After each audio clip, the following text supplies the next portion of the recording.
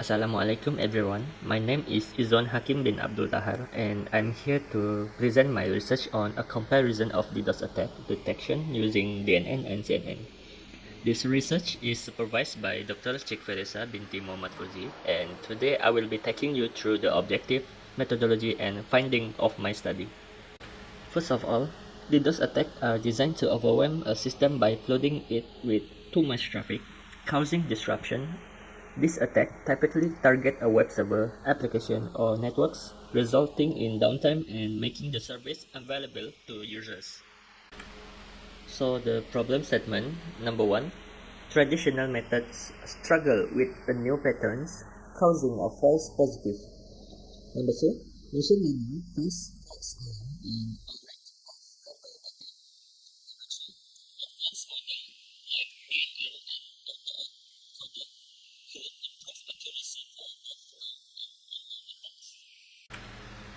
for the objective. Number one, the objective is to identify features for DDoS attack detection using a deep neural network and convolutional neural network. Objective number two, to design a DDoS attack detection model using a deep neural network and convolutional neural network. And number three, to test and validate the model using parameter evaluation of accuracy, precision, recall, and F1 score. My methodology is divided into four main phases. Phase number one, which is raw dataset. In the first phase, I collect the raw dataset into a form of PCAP files, which contain network traffic data, essential for detecting DDoS attacks. In the phase 2, which is data preprocessing, I convert PCAP file into CSV format to make the data easier to process. Then I perform additional preprocessing steps such as cleaning the data, handling missing value, and normalizing it to ensure it's ready for training. In the phase 3, DNN and CNN models, which is I first train the DNN model using the training data, then test it on the testing data. Afterward, I train the CNN model with the same process for both models.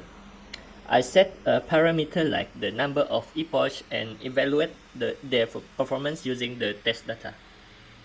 So in the phase 4, which is parameter evaluation, in the final phase, I evaluate the performance of both models using key metrics like accuracy, precision, recall, and F1 score.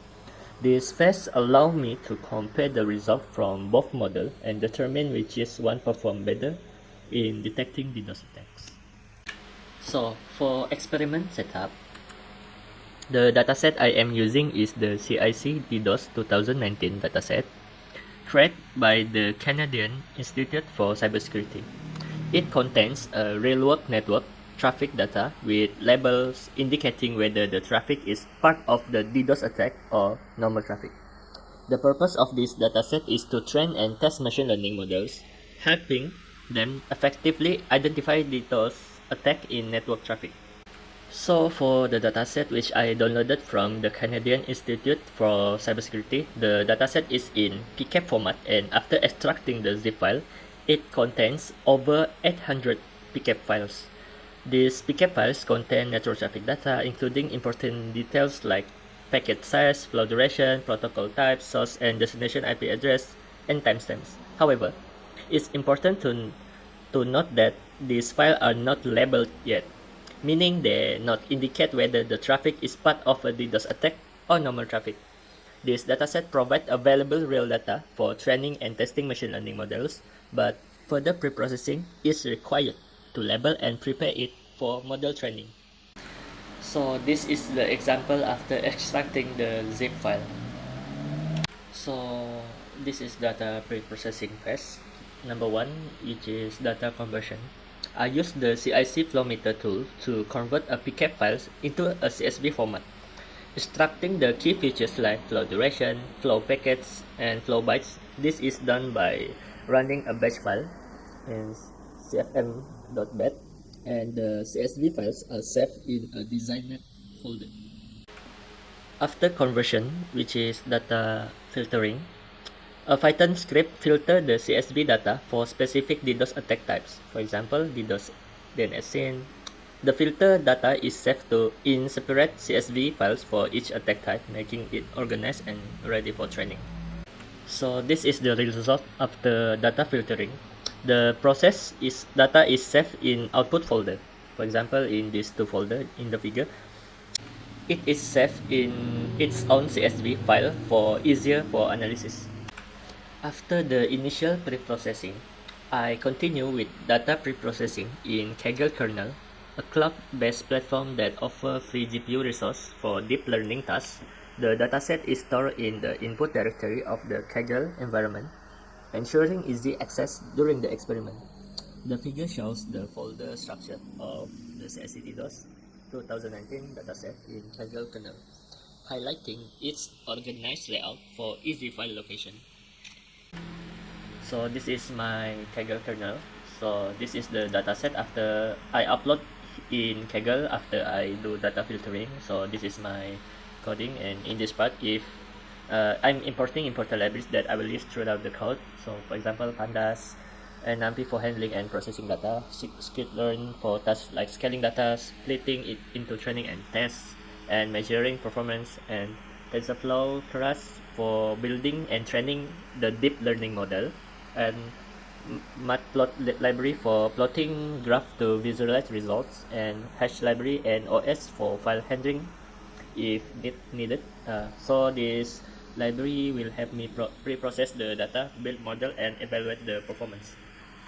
So in the phase 2 is data pre-processing. So in this code, I set up the directory for storing data. So the train dir and test dir is defined this path to the training and testing data. The output dir directory, which is specifies where the clean file will be saved, and the output dir make sure the output directory exists or creates it if it doesn't. So this is ensure that the data is organized and ready to pre-processing. So after I run all this pre-processing, the processing file will be saved in here. So for example, in the output, it will save in here, the output in the Kaggle files. So this is the explanation about the coding before and after, what is actually is happening before and after the data pre-processing. So this is the explanation. So number 3 is data standardization. I scale the data to a consistent range for easier comparison. And then number 4 is label encoding. I convert labels like denied to 0 and DDoS to 1. And then number 5 is handling missing data. I replace missing or invalid value with 0. And number 6 is data transformation. I turn non-numeric values into numbers for column like flow packets. And number 7 is data augmentation. I add random noise to flow duration to simulate a real-world traffic. And number 8 is data consistency. I apply MD5 hashing to timestamps for consistent formatting. And number 9 is data simplification. I remove unnecessary column like source IP and destination IP and source IP. And then number 10 is data cleaning. I remove duplicate rows to ensure unique data. And number 11, data balancing. I adjust the number of DDoS and midnight samples to avoid bias. And then number 12 is data normalization. I scale values to a range of 0 to 1 to ensure a fair model training. I selected 83 features for the model. So these features were carefully analyzed to determine their importance and whether they are redundant.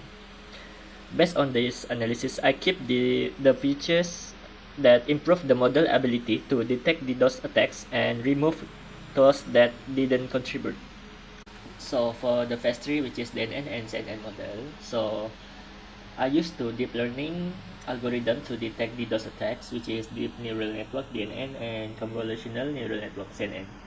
So the model were trained with different epoch values, which is 5, 15, 25, 35, and 50, to find the optional numbers of epoch.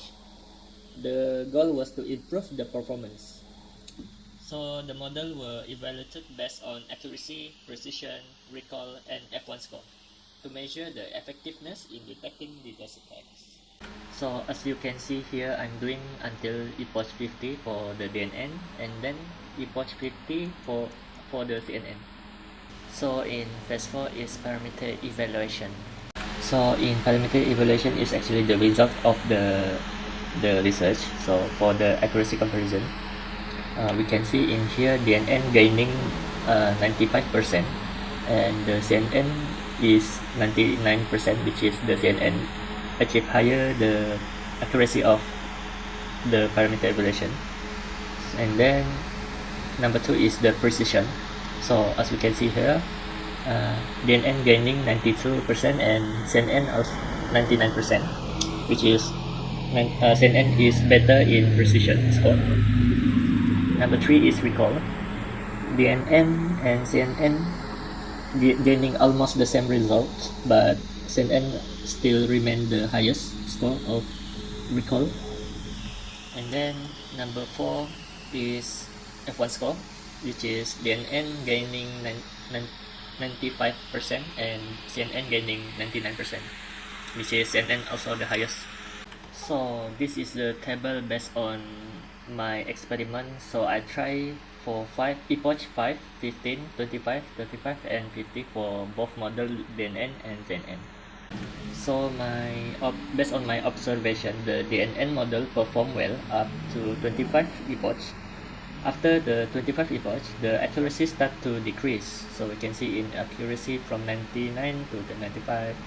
Yeah, and then except the recall, which is can be random, it's not going higher or lower, it will remain 99, between 99. And then about the CNN, model consistently improved across all metrics, reaching its peak at 50, and there is no significant drop in performance, suggesting that the model is still generalizing well and learning effectively without overfitting. So I conclude my observation, the CNN model performed better than the DNN model in all metrics, making it more effective at detecting DDoS attack. The DNN model was good, but not as effective as CNN. So I conclude my research. So this is my conclusion. This study focused on the detecting DDoS attacks with the DNN and CNN models. Both models are performing well, with DNN slightly outperforming in some areas. So the models show good results with accuracy, precision, recall, and F1 score. And the dataset is limited, so regular updates and retraining are needed. For the future, I recommend exploring multi-tiered detection system and updating models to catch new attacks and improving real-time detection. That's it. Yeah, I think that's all. Thank you for watching my presentation. I appreciate your time and attention. Thank you.